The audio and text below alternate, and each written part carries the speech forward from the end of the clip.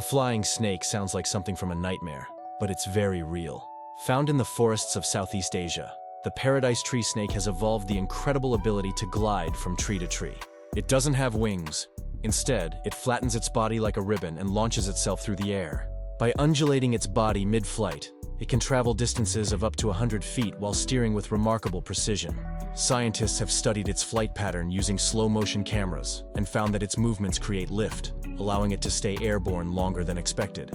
This skill helps it escape predators, hunt prey, and move between trees without ever touching the ground. The paradise tree snake turns gravity into a playground, proving that in the wild, evolution can make even the impossible, like a flying reptile, completely real.